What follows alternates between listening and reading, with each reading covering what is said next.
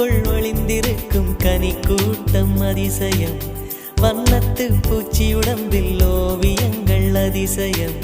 துணை செல்லும் காற்று மெல்லிசையாதல் அதிசயம்.